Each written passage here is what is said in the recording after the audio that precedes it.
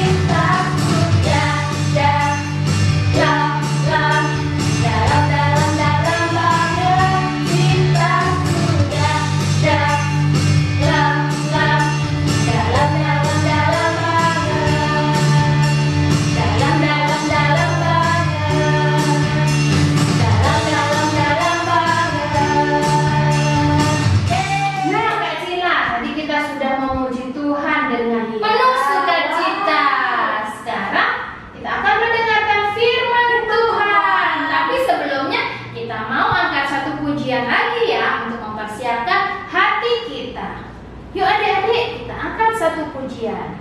Aku mengasihi Engkau Yesus.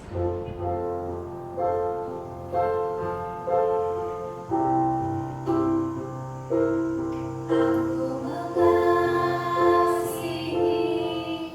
Engkau Yesus.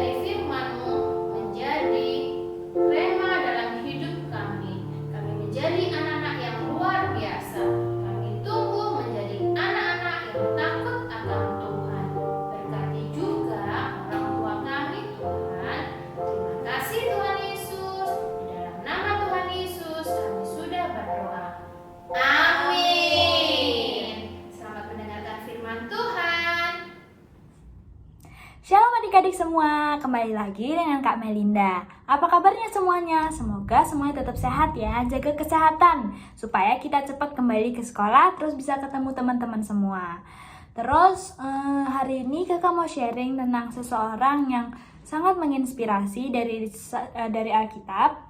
Tapi sebelumnya kakak mau tanya, gimana sih perasaan kalian waktu tunggu dulu, jangan temen deh, soalnya kan kita lagi social distancing, jadi nggak boleh ketemu temen dulu. Nah, kita ulang, gimana perasaan kalian kalau ada saudara kalian yang diam-diam ngambil barang kalian? Jadi tanpa izin, mereka ngambil barang-barang milik kalian. Mungkin barang-barang itu adalah barang-barang kesukaan kalian. Terus gimana perasaan kalian waktu ada saudara kalian yang ngambil makanan kalian, terus mereka ganggu kalian? Pasti rasanya marah kan, terus gemes banget pengen bales. Tapi apapun yang kalian rasakan, ingat Tuhan itu nggak suka waktu kita punya niatan untuk membalas kejahatan dengan kejahatan. Sebaliknya, Tuhan ingin kita itu selalu melakukan kebaikan, membalas kejahatan dengan kebaikan. Tapi pastilah ya, kalau ditanya susah atau mudahnya mengampuni dan tidak membalas orang lain, itu pasti susah banget. Tapi ada tokoh Alkitab yang tetap membalas kejahatan dengan kebaikan, yaitu di 1 Samuel 24 ayat 1 sampai 23. Kita bisa buka bareng-bareng ya. Nah, hari ini kakak mau sharing, kakak mau cerita tentang tokoh yang ada di Alkitab ini. Kakak mau cerita juga tentang teman kakak. Nah, di akhirnya nanti tebak ya siapa nama yang kakak ceritain. Jadi, kakak punya teman. Waktu itu kita ada di sebuah kerajaan, tapi raja yang punya kerajaan ini sangat benci dengan teman kakak. Nah, akhirnya kakak, teman kakak, dan beberapa teman kita yang lain, kita jadi satu rombongan gitu, kita melarikan diri dari kerajaan itu. Nah, raja itu waktu tahu dia nggak tinggal diam, kemudian dia juga ikut mengejar kita. Waktu itu kita memutuskan untuk pergi ke padang gurun En-Gedi untuk bersembunyi. Tetapi ternyata si raja itu tahu dan membawa 3.000 orang yang kuat, yang gagah untuk mengejar kita. Nah, akhirnya kan kita tahu tuh waktu didatengin sama 3.000 orang yang kuat-kuat, besar-besar, terus akhirnya kita juga lari. Kita akhirnya bersembunyi di Gunung Batu Kambing Hitam. Waktu itu ada sebuah gua, di sana raja yang mengejar teman kakak ini masuk ke dalam sana untuk ada panggilan alam gitu. Jadi dia masuk ke gua itu tanpa tahu kalau ternyata rombongan kakak dan teman kakak ini ada di bagian belakangnya. Nah, waktu itu kan dia nggak tahu, si raja ini nggak tahu. Terus aku dan rombonganku itu bilang ke temanku, kan orang yang mengejarmu, orang yang menyakitimu ada di dekat kamu, tapi ia tidak tahu. Ayo kita sakiti dia. Sebenarnya temanku ini berpikir, kalau mengingat kembali tentang apa saja yang sudah dilakukan oleh orang yang mengejar dia ini, dia ingin sekali menyakiti orang itu. Tapi ia ingat kembali kata Tuhan,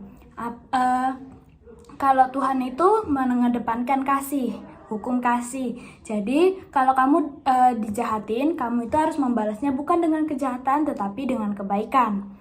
Nah, oleh karena itu, ia memutuskan untuk tidak membalas orang yang menyakitinya, tapi diam-diam memotong punca jubahnya, dan dia juga memberitahu teman-temannya untuk tidak ada yang boleh menyakiti dan melukai orang yang mengejarnya itu. Nah, ketika orang yang mengejar temanku ini keluar dari gua itu, temanku ini berteriak, gini katanya, "Dengarkanlah tuanku, aku tidak pernah bermaksud melakukan hal yang tidak baik kepada tuanku. Jadi jangan dengarkan perkataan orang lain tentang aku, sebab aku sangat menyayangi tuanku. Ketika di dalam gua tadi, aku tidak menyakiti tuanku, tapi aku hanya memotong sedikit jubah tuanku. Sebab Tuhan tahu, aku selalu menginginkan yang terbaik bagi tuanku." Kemudian sang raja atau orang yang mengejar temanku ini, dia menangis kemudian berkata, "Engkau benar anak muda, Aku tahu bahwa engkau selalu melakukan hal yang baik bagiku, tapi aku terus menyakitimu. Maka biarlah Tuhan yang membalas kebaikanmu. Gitu, akhirnya mengharukan bukan? Mereka saling mengerti dan akhirnya berdamai. Kira-kira siapa sih nama temanku dan orang yang mengejar dia? Kakak kasih clue ya. Jadi temanku ini adalah seorang gembala yang diberkati Tuhan sehingga ia bisa mengalahkan banyak musuh, sedangkan orang yang mengejarnya adalah seorang raja Israel yang iri sama temanku ini. Siapa? Coba tebak. Yap, benar sekali. Nama temanku ini namanya Daud dan raja yang mengejarnya itu namanya Saul. Nah, ayo kita contoh Daud, karena Tuhan mengingatkan kita minggu ini kalau kita itu harus menjadi seperti Daud.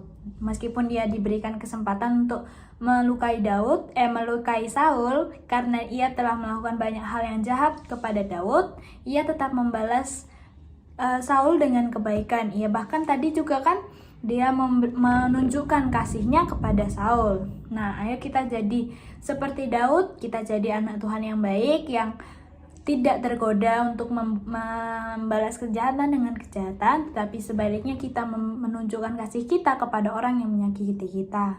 Nah, ayat hafalan minggu ini diambil dari Mazmur 34 ayat 15 yang berkata, jauhilah kejahatan dan lakukanlah yang baik.